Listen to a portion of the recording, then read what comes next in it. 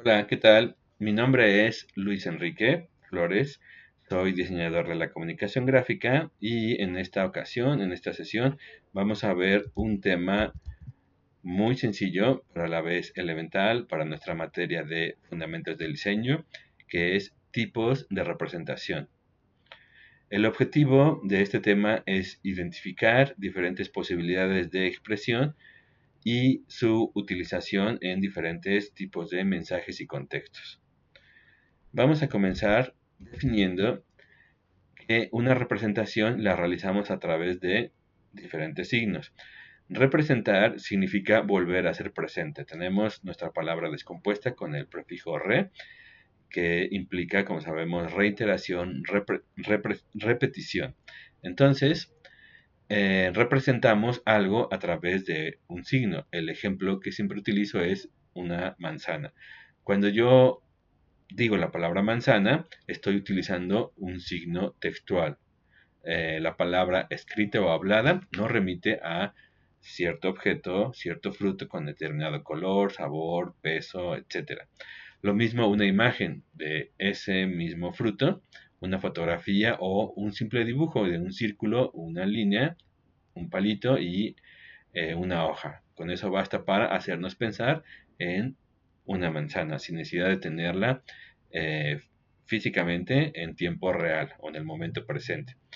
Se concluye de esto que existen diferentes tipos de signos visuales, como ya dijimos, los que más nos interesan a nosotros, en esta materia, en esta carrera, evidentemente, textuales, que ya dijimos, implica palabra escrita o hablada, sonoros, siguiendo nuestro ejemplo, la mordida de una manzana, aunque no la veamos, inequívocamente nos remite al mismo objeto, porque es muy distintivo ese sonido. Y lo que indican los puntos suspensivos, evidentemente, podemos concluir, es que tenemos diferentes tipos de signos. En principio, 5, uno por cada sentido que poseemos. Y además los textuales. Entonces tenemos 6 cuando menos, probablemente, seguramente habrá más, pero pues estos son evidentemente los principales. Y bueno, vamos ahora sí a observar eh, una clasificación de tres tipos de representación, que es lo que observamos aquí. Número uno, la representación realista, evidentemente, es la más sencilla de comprender.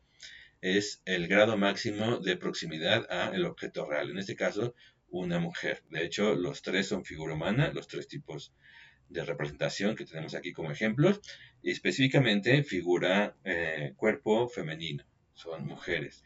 Solo que aquí tenemos en la representación realista más detalles, podemos y necesitamos más tiempo de lectura para apreciar cada una de las propiedades de la imagen que vemos aquí. Tenemos volumen, tenemos textura, tenemos perspectiva, medios tonos, degradados, forma o línea, etc. Eh, Segundo tipo de representación, expresiva. Prescindimos de alguna de esas propiedades de la imagen y de hecho aquí nos quedamos únicamente con dos, que son color y forma. Siendo más específicos, la composición, observando solo esta imagen, la del centro, está en tensión. ¿Por qué? Porque la mayor parte del peso visual está a la izquierda. Es decir, ese desequilibrio sabemos que se traduce en dinamismo o movimiento y ese movimiento pues enfatiza la temática, es una bailarina danzando en pleno, en plena danza, entonces pues va acorde el tipo de composición con la temática de lo que se está representando. Y por último, tenemos la representación sintética, donde aquí sí tenemos el mínimo de información. Con la vestimenta sabemos igual que es una mujer. Y con eso basta. Esto se lee evidentemente mucho más rápido que los otros dos ejemplos. En fracciones de segundo comprendemos de qué nos está hablando esta imagen, este signo visual. No por no en balde, este tipo de representación se utiliza en señalética vial, por ejemplo, para que sea la comprensión casi instantánea, súper rápida, lo más breve y rápida posible. Eh, No es precisamente un tipo de representación expresiva o plástica el punto intermedio entre el realismo y la síntesis en imagen, sino es, digamos, una estilización donde el autor, pues, toma su función, su propósito no es comunicar de la manera más rápida, pero tampoco con la prolijidad de elementos o de detalles que hace una representación realista, porque eso ya lo hace, por supuesto sabemos, una cámara fotográfica apretando un botón, lo hace mejor y más rápido. De lo que estoy hablando, evidentemente, es de la invención de la fotografía que ocurre en 1826, donde será el punto de partida una vez que el arte pictórico está liberado de esa obligación de representar lo más fielmente posible la realidad. Entonces, pues van a surgir diferentes tentativas de expresión a las que se van a llamar posteriormente las vanguardias. Tenemos aquí el primer ejemplo de ellas, cronológicamente hablando, que es el impresionismo. Se prescinde de detalles para quedarnos con lo que es esencial a juicio de determinados autores o determinada corriente. En este caso, como sabemos bien, pues es el comportamiento de la luz, que es el origen para que podamos tener color, podamos tener forma, podamos tener imagen. Bueno, ¿cuál es la utilidad a manera de conclusión de identificar estos diferentes tipos de representación? Por supuesto, poder utilizar, elegir las más acordes, las más idóneas con la necesidad específica de comunicación que tengamos en determinado caso, en determinado proyecto.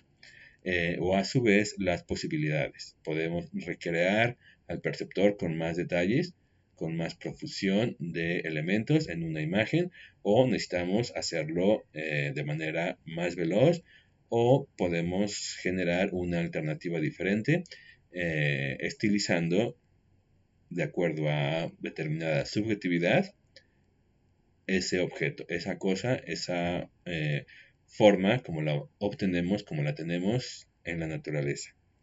Bueno, les agradezco su atención, espero haya quedado a grandes rasgos en este breve tiempo claro lo que hemos revisado y seguimos en una próxima ocasión. Hasta pronto.